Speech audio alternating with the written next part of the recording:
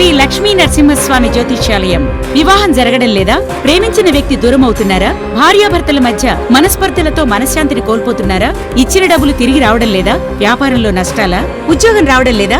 విద్యలో జ్ఞాపక శక్తి సరిగ్గా లేదా? కుటుంబంలో ఏ సమస్యకైనా 100% పరిష్కారం. విచ్చేయండి సికింద్రాబాద్ రైల్వే స్టేషన్ దగ్గర రతి ఫైల్ బస్ స్టాండ్ ఎదురుగా, సికింద్రాబాద్. సెల్ 9849783528. Website www.slnsastrologers.com. కలెక్టర్ల కాన్ఫరెన్స్ పెట్టండి.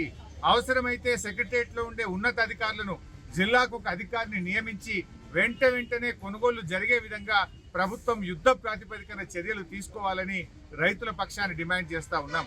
ఇవాళ రైతులు ఇంత ఎండలో వాళ్ళు రాస్తా రోకో చేస్తా ఉంటే మరి నేను కలెక్టర్తో మాట్లాడితే కూడా రూల్స్ అంతే కొనాల్సిందే అని చెప్పి కలెక్టర్ గారు మాట్లాడుతూ ఉన్నారు. మరి తప్పనిసరి పరిస్థితుల్లో రైతులు రోడ్డు మీద నిలబడితే రైతులతో పాటు మేము నిలబడి వారి యొక్క ధర్నాకు సంఘీభావం చెప్పాల్సిన పరిస్థితి ఏర్పడ్డది. మరి ఇప్పటికైనా ఇంకా ఎంత ఉసురు పోసుకుంటారు? ఇంకెంతమంది రైతులు రోడ్ల మీదకి రావాలి? ఇంకెంతమంది రైతుల ప్రాణాలు పోవాలి? వడదెబ్బ తగిలి కుప్పల మీదనే రైతులు రాలిపోతున్నటువంటి పరిస్థితి ఉంది. అయినా రేవంత్ రెడ్డిలో కనికరం లేదు. మాటల్లో రేవంత్ రెడ్డి రైతు బిడ్డ అంటాడు. నువ్వు రైతు బిడ్డవైతే రైతులు ఇట్లా ఉసురు పోసుకుంటావా? నువ్వు రైతు బిడ్డవైతే రైతు బంధు ఎగ్గొడతావా? నువ్వు రైతు బిడ్డవైతే దేవుని మీద ఒట్టుబెట్టి రుణమాఫీ ఎగ్గొడతావా?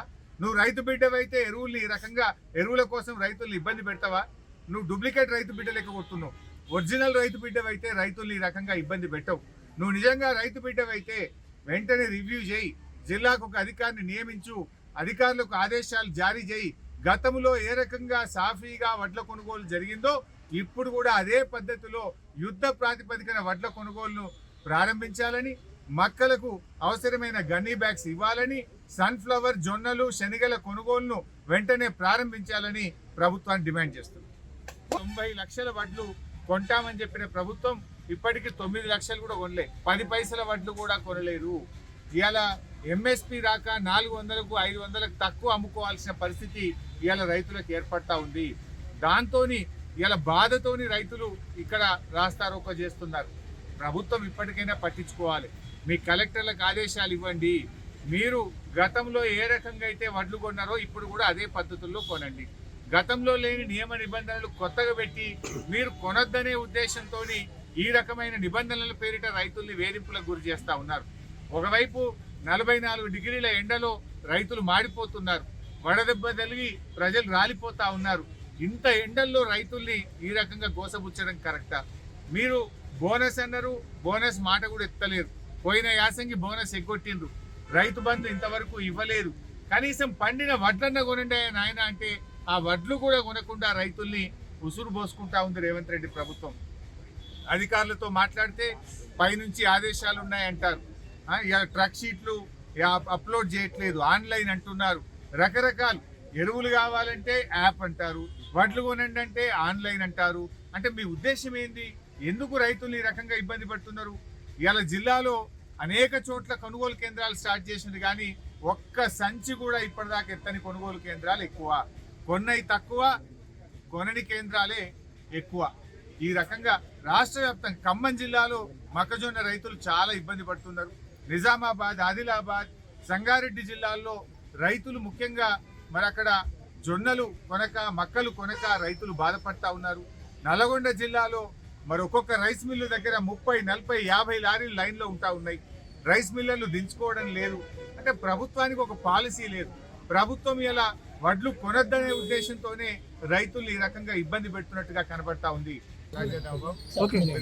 రాష్ట్ర వ్యాప్తంగా వడ్ల కొనుగోలు విషయంలో రాష్ట్ర ప్రభుత్వం పూర్తిగా విఫలమైపోయింది. వడ్లు కొనొద్దనే ఉద్దేశంతో రకరకాల నిబంధనల పేరిట రైతుల్ని గోసపుచ్చుకుంటా ఉన్నారు. ముఖ్యంగా ప్రభుత్వం యొక్క తీరు ఎట్లా ఉందంటే పేరుకు కొనుగోలు కేంద్రాలు ప్రారంభించారు తప్ప ఒక్క గింజ కూడా ఎత్తినటువంటి పరిస్థితి లేదు. ఇప్పుడు మేము మల్లారం వడ్ల కొనుగోలు కేంద్రంలో నేను ఇక్కడ వేరే ఒక ప్రైవేట్ ఫంక్షన్లో పాల్గొనడానికి వస్తే మా రైతులంతా కూడా రోడ్డు మీద రాస్తారోకో చేస్తున్నారు. ఏంది, ఎందుకు రాస్తారోకో చేస్తున్నారని నేను రైతుల్ని అడిగితే రైతులు చెప్తున్న మాట 28 రోజులైంది వడ్లు కోసి, ఇప్పటి వరకు ఒక్క గింజ కూడా ఇక్కడ కొనలేదు. పేరుకు కొనుగోలు కేంద్రం పెట్టింది తప్ప FAQ పేరిట, బి గ్రేడ్ పేరిట వడ్లు పట్టాలని, తాలు ఉన్నదని, కోతల పేరిట 2 కిలోలు ఎక్కువ పెట్టాలని రకరకాల నిబంధనల చేత మమ్మల్ని ఇబ్బంది పెడుతున్నారని చెప్పి రైతులు చెప్తా ఉన్నారు. ముఖ్యంగా మొక్కజొన్న రైతులకు గత 4 రోజుల నుంచి గన్ని బ్యాగులు లేవు, రైతులే సంచులు కొనుక్కొచ్చుకోవాలని చెప్పి మక్కలు పండించిన రైతులకు చెప్తా ఉన్నారు. సన్ఫ్లవర్ ఇటు చిన్నకోడూరులో, సిద్దిపేటలో 22 రోజుల కింద సన్ఫ్లవర్ పోస్తే 22 రోజుల నుంచి సన్ఫ్లవర్ కొనుగోలు ఆగిపోయింది. కొంటారా కొనరా చెప్పరు, ఎప్పటి నుంచి కొంటారో చెప్పరు. పాపం రైతులు 22 రోజుల నుంచి కూడా రోజు ఉదయాన్నే రావడం, సాయంత్రం వెళ్ళడం, అంటే ఆ కుప్పల దగ్గర రైతులు కావలు గాయాల్సినటువంటి పరిస్థితి ఏర్పడ్డది. సన్ఫ్లవర్ చూస్తే అట్లా కొనరు, జొన్నల కొనుగోలు కేంద్రాలు ఇప్పటిదాకా ప్రారంభం చేయరు, శనగల కొనుగోలు మధ్యలోనే ఆపేసినారు, మొక్కజొన్న రైతులను సంచులు కొనుకొచ్చుకోమంటున్నారు. వరి రైతులను చూస్తే వాళ్ళ బాధ చెప్పలేము. వడ్లు కొత్తగా పండుతున్నాయా? గతంలో ఎప్పుడు వడ్లు బండలేదా? ప్రభుత్వాలు కొనలేదా? ఆనాడు బీఆర్ఎస్ ప్రభుత్వం ఉన్నప్పుడు ఎప్పుడు కూడా రైతులకు ఈ రకంగా ఇబ్బంది కాలేదు. మొదటిసారిగా వడ్లు పండించిన రైతులు ఇలా హరిగోస పెడతా ఉంది.